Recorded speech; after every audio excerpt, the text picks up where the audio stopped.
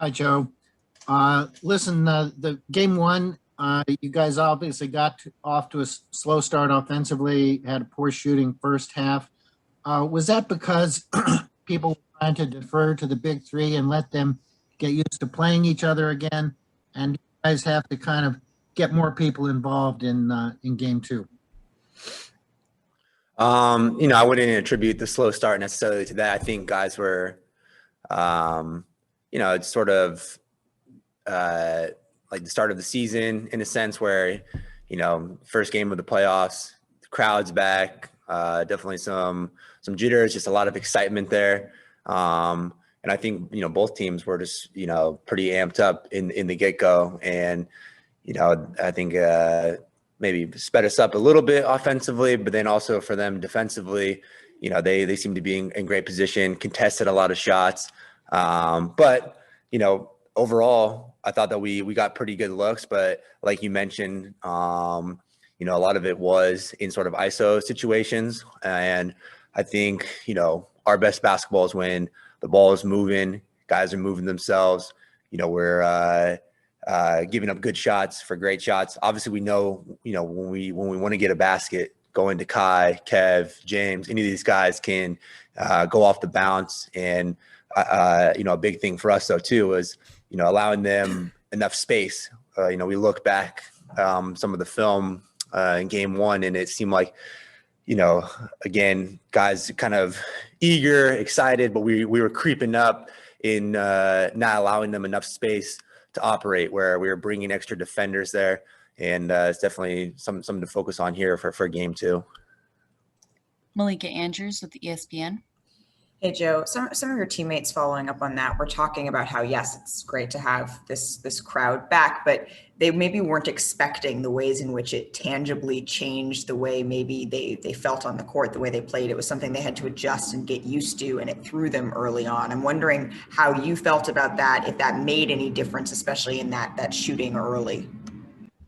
Yeah, I mean, it was definitely a difference. I think it's sort of, in a way, the complete opposite, the first game that we had in the bubble, or first game this season where you're going in and there's no fans, and how weird that felt, just adjusting to that. But it was sort of the same coming back.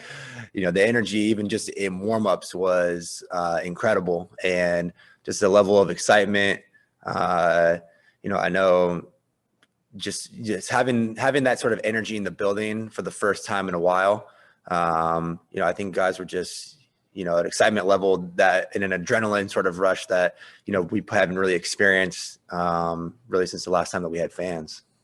Is it just about relearning how to appropriately tune out and appropriately feed off, or like relearning that, just like, okay, I need to rewire that real quick? I don't even necessarily think it's that. I think it's just because it was literally just the first time. I mean, I think going forward, guys just settle in. It's sort of the same thing as the very beginning of the season. Everybody's, excited just to get going. You've had a little bit of a downtime here, competing against each other. You're ready to compete against somebody else. And, just overall sort of excitement kind of feeds into a little bit extra adrenaline. And, I think it's just about settling in. And it seems like that always happens early on. Game one, is obviously always just kind of go progressively going forward. I think you just become more settled in. Thank you. Christos Saltas with Sport DNA in Greece. Hello, Joe. How are you? Good. How are you doing? I'm fine, thank you. I would like to ask you, what was the biggest takeaway from the game about the game one against the Celtics, and how important is to bring your best basketball as a team at this point of the season? The biggest takeaway, I think, I don't know, there's a lot of different things, we're kind of analyzing through film, but I think overall, just on a positive note, the way that we played defensively, the effort that we showed, the amount of contests and limiting their second chance opportunities was some of the best that we've had all year. Yeah,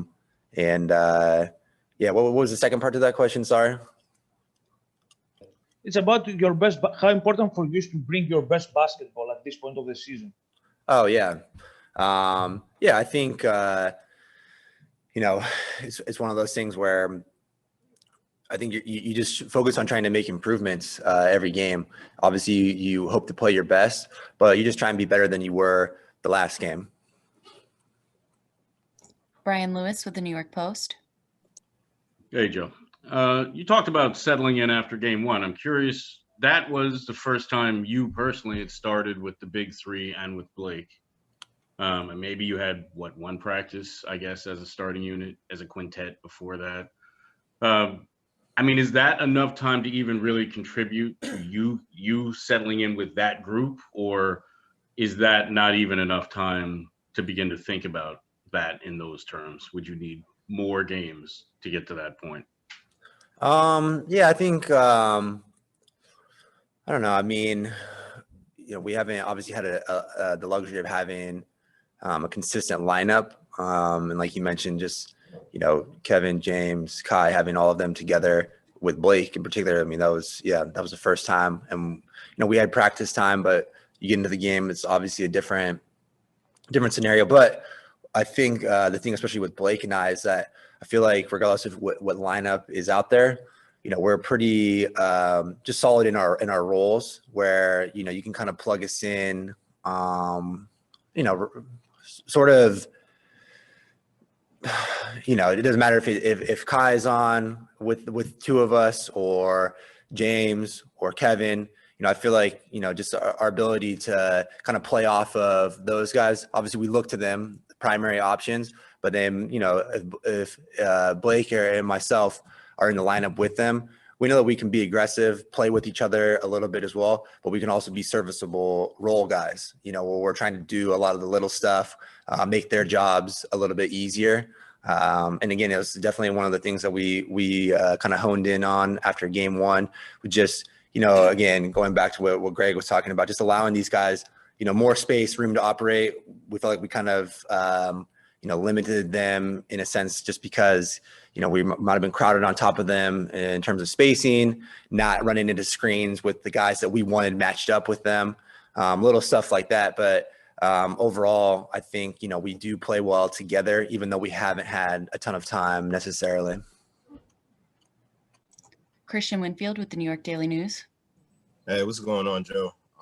I'm sorry if someone else has already asked you this, but how do you balance understand that now you have to respect Robert Williams, obviously, as a defensive presence on the inside. He had 9 blocks and he was pretty much dominant down there. How do you balance respecting his ability to block shots versus also not letting his presence down there take you guys out of what it is that you want to do on offense?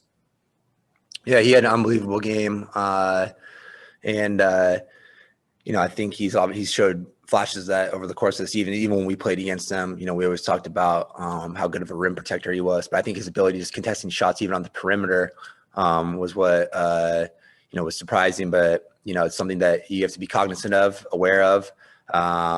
And by no means do we hope that it'll limit our aggressiveness, but you have to be aware of him. Obviously, he's one of the best defenders that's on the floor.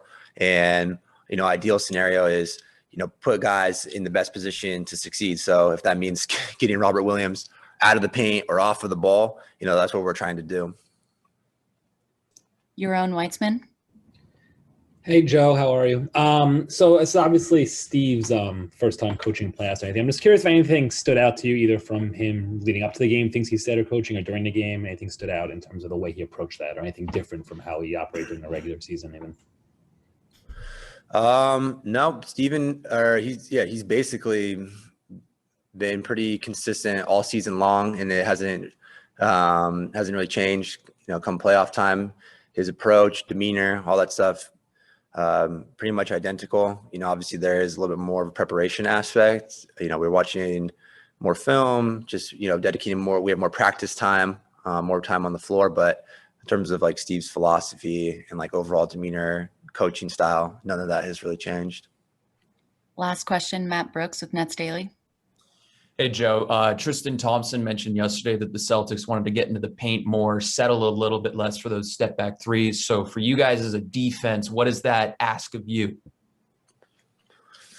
I mean, I don't think it necessarily changes up a ton of our defensive philosophy. I mean, we You know, we have the ability to switch a lot of screening actions, and a lot of it is just about keeping, you know, guarding your yard and, you know, having the discipline individually defensively to keep your man in front, but then also knowing that you have help on the backside. So, you know, if they do, you know, get into the paint, which, you know, there are just defensive breakdowns over the course of the game. You know, we have trust, faith in, you know, our schemes defensively, our philosophy defensively, where we can pick up for guys if they do get beat off the bounce.